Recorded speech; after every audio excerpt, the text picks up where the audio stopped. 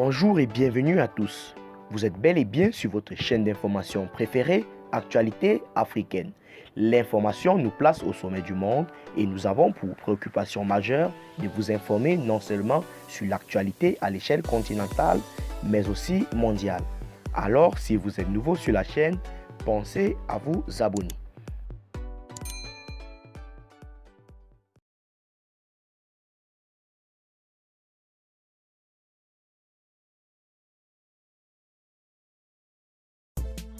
Eh bien les amis, avant de commencer, nous tenons à saluer et à encourager, n'est-ce pas, l'enthousiasme et le dévouement, car le président de la transition Assimi Goïta,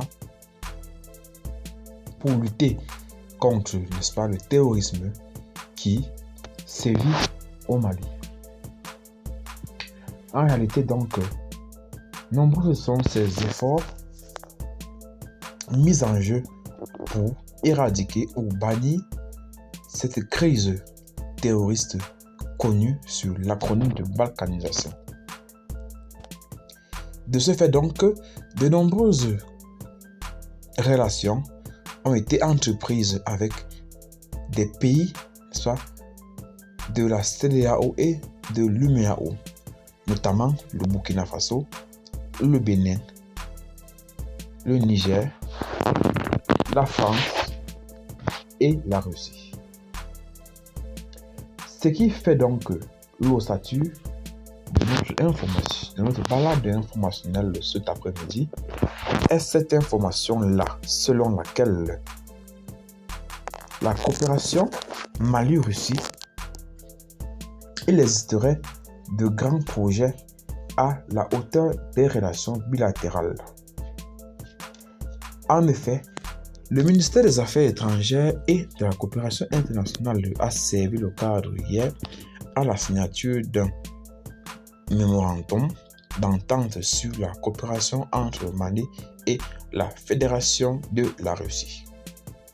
De plus, c'était sous la présidence du ministre des Affaires étrangères et de la coopération internationale Abdoulaye Diop, en présence du ministre de l'économie et des finances Aloceni Sanou et du ministre de l'Industrie et du Commerce Mahmoud Ould Mohamed, du ministre de la Communication, de l'économie numérique et de la modernisation de l'administration Harouna Madou Touré, de la ministre des Transports, des Infrastructures Dembélé Madina Sissoko et celui en charge du développement rural Modibo Keïta. La délégation russe était conduite par l'ambassadeur de Russie au Mali, Igor Gromyko. Avant la signature du document malien et russe, les Maliens et Russes ont eu une séance de travail au cours de laquelle les deux parties ont réaffirmé leur volonté de développer les relations économiques. Le chef de la diplomatie malienne et le diplomate russe ont estimé à l'unisson que la coopération économique entre les deux pays doit être hissée au niveau de celle portant sur le domaine militaire. Abdoulaye Diop et Igor Gromyko sont d'avis tous les deux que la coopération économique et commerciale entre le Mali sera taxée sur les domaines de l'agriculture, de l'agroalimentaire, des infrastructures et des transports, de l'énergie et des mines. La mémorisation d'entente a été signée par Lamine Seydou Traoré, le ministre des Mines, de l'Énergie, de l'Eau, et André Albetienko, le représentant de l'Association pour la coopération économique avec les pays africains. Le document a pour objectif d'encadrer les relations avec les entreprises russes dans les domaines de mines et de l'énergie. Ainsi, dans le domaine de l'énergie, il est prévu des réalisations des projets de centrales hydroélectriques, des projets de centrales à gaz et de maintenance de centrales thermiques, des projets de lignes et de transport électrique et l'établissement des partenariats avec des opérateurs pour l'importation du gaz et du butane. S'agissant ainsi des mines et du pétrole, le protocole d'accord entend matérialiser les réalisations de l'étude interprétative du bassin de tawaldinite, des études de l'hydrogène naturel et l'achèvement des projets de forage d'exploration des riffs de Gao et Nara.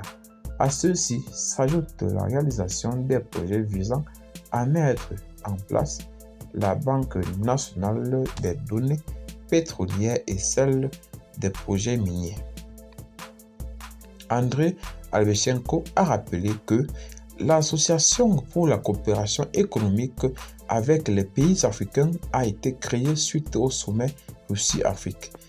Elle vient en appui aux efforts du ministère des Affaires étrangères de la Fédération de Russie pour renforcer les relations économiques avec l'Afrique, tout en saluant, n'est-ce pas, la concrétisation de la volonté politique des États de donner une collaboration économique à leurs relations. Le chef de la diplomatique malienne dira que cet accord vient compléter les secteurs déjà existants comme la formation et la coopération dans le domaine de la sécurité. Abdoulaye Diop a rappelé que les deux parties doivent travailler pour jeter les bases d'une coopération politique et stratégique dans les secteurs clés. C'est ainsi que nous mettons fin à cette balade informationnelle. Abonnez-vous, n'est-ce pas, à la chaîne si vous n'êtes pas encore. Partagez la vidéo, surtout si vous l'avez trouvée intéressante, et abonnez-vous pour ne rater aucune de nos prochaines vidéos déjà que vous informez